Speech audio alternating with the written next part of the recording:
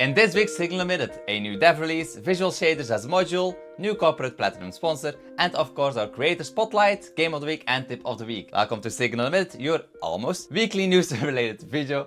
I'm Voylin and it's slightly getting cold over here. The feature freeze for version 4.7 is getting closer and closer. This fourth dev release of the 4.7 version comes with a big rendering update as we now have nearest neighbor scaling, which makes scaling 3D a lot more crisp without any performance compromises. We also finally got custom maximum size for control nodes. This is a great quality of life addition for creating UI with Godot. In other UI news, we now have better drag and drop feedback in 3 nodes. This better indication of where files will go when trying to drop them is sure to help a lot of people, both in their own projects and whilst using Godot. There's also more UI news, but then more editor based, because now there is a better use of space for array properties, which was kind of necessary. And of course, as always, there are a lot more things that got added and fixed, but as someone who works a lot with GD extensions, one feature that stands out to me is this new addition to view GD extensions from within the project settings window. And before we go on to the creator spotlight, I quickly want to mention that this video got entirely made with a video editor made with Godot. Check out GoZen, try to edit some videos in it, and join the Discord server if you want to stay up to date and talk to all the people who are using GoZen for editing their videos. So check it out with the link in the description below.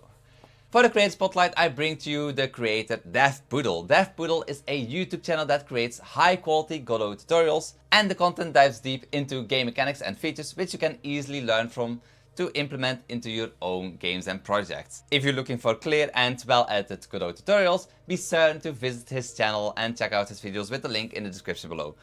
And for the people who are new here, I love a good LSP, and the Godot language server got a new option for keyword code completion, better autocompletion suggestions, and a more clear indication of what each autocompletion option is are always welcome additions. The new icon that they chose for the keyword code completion is this one. And of course there's a whole list of other things that are coming to the next dev release, and one of them is the visual shaders, because they will become a module. They're moving out of the core of the engine. Adding visual shaders to the Godot engine takes about 3% of the overall executable size, even if you don't choose them. So this is a nice addition, and I hope we will hopefully get like builds without the visual shaders built in, and that is more like an option that you can add as GD extension, because 3%, it's kind of a lot. And from the next version, we will also be able to scale images inside of RichTextLabels by using the EM size property. It does take the font size in mind, and 1 EM equals to 100% of the font size. And let's go back to shaders, because there's a little bit more shader news.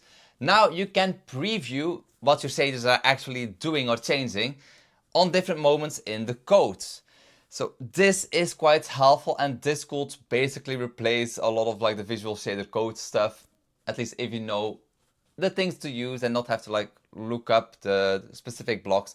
Like, this is kind of nice for debugging visual shaders in general, because shaders are complicated to work with, so having this option is so helpful. And then there's one more bit of news before going over to tip of the week and game of the week, and that is that the studio who made Slay the Spire is supporting Godot for another year, and this time they are upgrading to a corporate platinum sponsorship. Just as a quick reminder, the whole corporate platinum sponsorship, there's only one step higher, which is called Patron, and that's only used by one company. And then let's go over to game of the week already, because for this week's game I have Black Hole Fishing. Black Hole Fishing is an incremental game about catching, breeding, and perfecting fish. Keep filling your pond with more and more fish, experiment, and grow your numbers. This game is sitting at 87% positive reviews on Steam, and it's available right now. So if this game looks interesting to you, be certain to check it out with the link in the description, but only check out the game after this week's tip of the week. So this week's tip is for people who need more security because they're working on an online game, for example, with like public networking. Did you know about the feature spoof check? What this does is check for misleading characters. Like, we've all run into it, people with usernames that don't look 100% correct, and that's because they use special characters.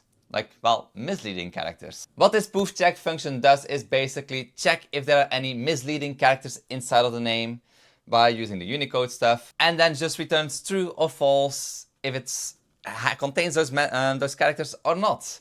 It's a very simple function, but it really should be used in games which have any kind of public networking. This can be useful for checking usernames for misleading characters, chat messages. It's an overall good feature. And that's it for this, well, basically 2 weeks of Godot related news.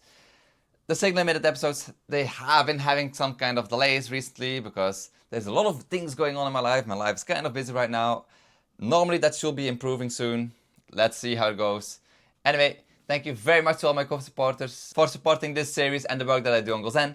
Thank you very much for your support. If you want to become a supporter, go to the link in the description.